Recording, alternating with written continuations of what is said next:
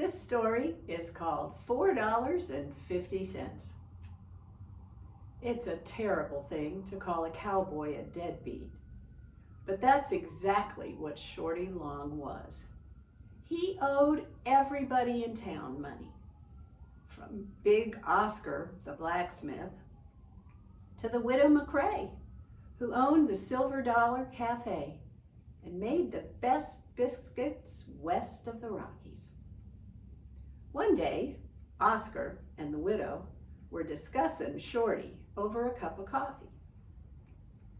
"Now, he ain't really so bad," said Oscar. "It's just that he can't stand to pay for nothing that he might be able to get for free." "I know that, Oscar," said the widow McCrae. "But how can I keep my business going if folks won't pay their bills? Shorty Long owes me $4.50.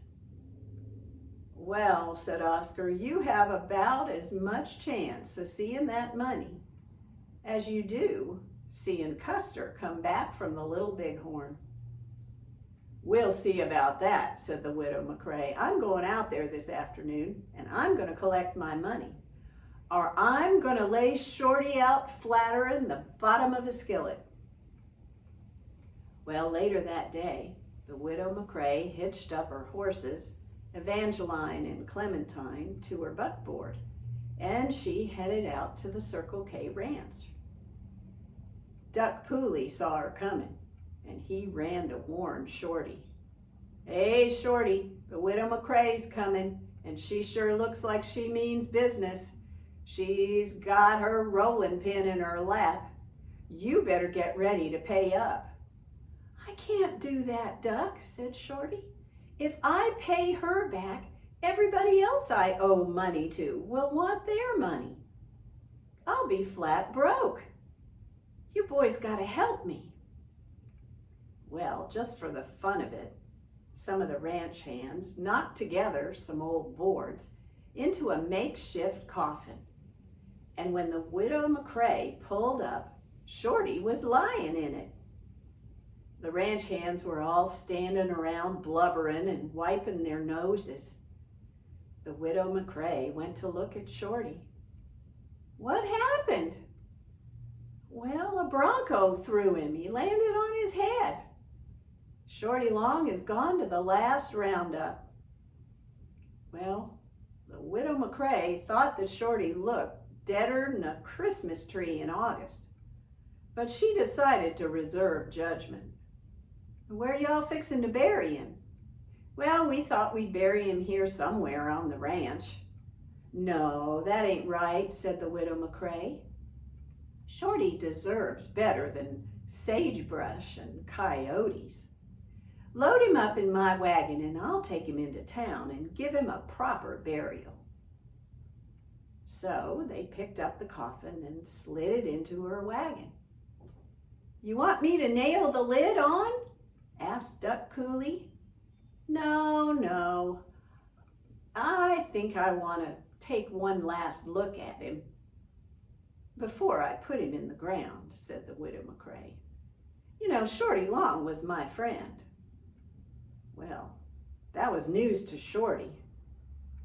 He lay real still there in the coffin, but he was thinking hard, mostly about what he wanted to do to Duck Pooley. Well, he lay in the coffin as the widow McCrae drove back toward town. But before she got there, she turned up onto Boot Hill Road. Now, that was about the roughest last road that any cowboy would ever travel. Shorty had to grit his teeth as they bumped along to the top of the hill. When they got to the graveyard, the widow McCrae pulled up next to a newly dug grave.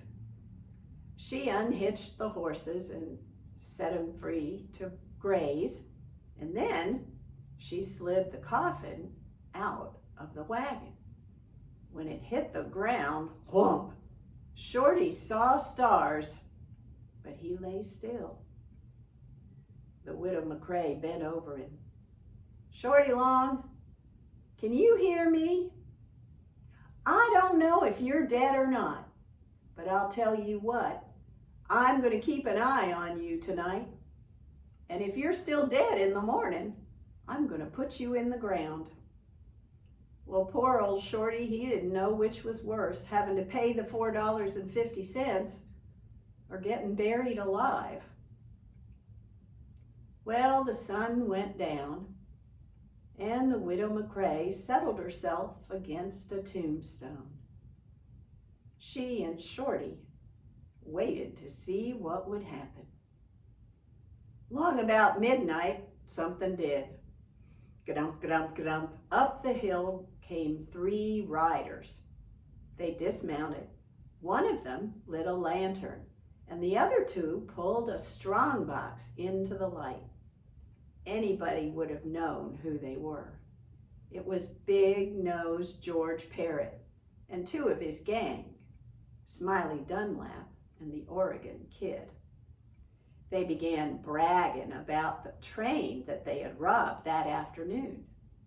They had come to the graveyard to divide the spoils. Well, nobody would think to look for robbers in a graveyard. Well, not live ones anyway. Now, Shorty knew he was in big trouble.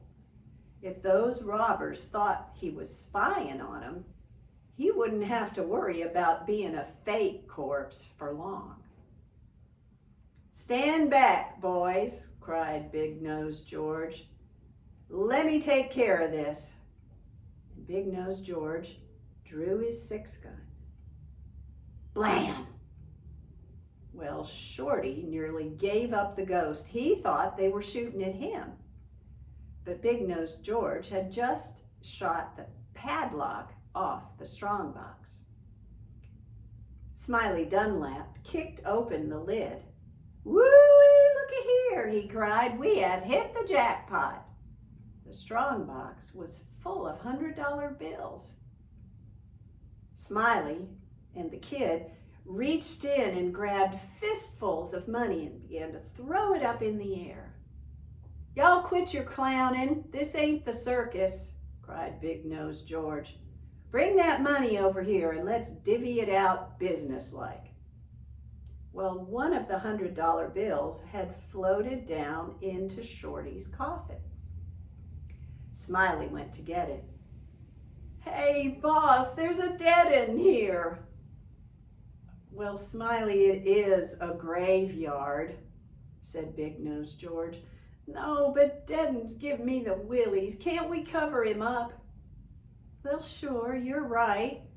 It ain't right that the coffin should be open for the buzzards to get at him. Yeah, cover him up." Well, Smiley Dunlap picked up the coffin lid and pushed it down onto the coffin, right into Shorty's nose. Well, Shorty saw stars, and not the kind in the sky. "Well, this lid won't go on," said Smiley. "Let me see," said the Kid. And he then applied his prodigious weight to the problem. Well, it hurt so bad, Shorty gritted his teeth while his eyes filled with tears, but he stayed still and quiet. "What's keeping you two?" cried Big-Nosed George. "Well, the lid won't go on." "Oh, you crack brains," said Big-Nosed George as he walked over and took the lid off. "Can't you see this cowboy's nose is sticking up a mile out of the coffin? Well, what are we going to do, boss?" "Well, I'll just cut it off with my Bowie knife." Well, Shorty had had enough. He sat up in the coffin. "Hold on there, boys. I ain't that dead." "Ah, help!" Those robbers jumped on their horses and shot out of that graveyard like fireworks at the 4th of July. The widow McCrae came out from behind the tombstone, just laughing fit to bust. When she'd gotten control of herself and stopped snorting and crying, She walked over to Shorty.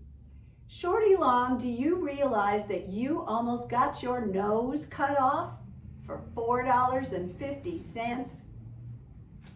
Well, Shorty and the widow collected up the loose bills, and the next morning they took the strong box to the railroad office. The railroad gave them a $500 reward to split between them.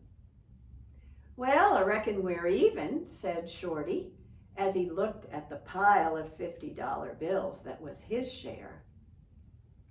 "Well, not really," said the widow McCrae. "You still owe me $4.50. "Shoot," said Shorty, "I ain't got no change. How about if I come by tomorrow and we'll settle up then?" "I'll expect you," said the widow McCrae. But as far as everybody knows, Shorty Long still owes the widow McCrae $4.50.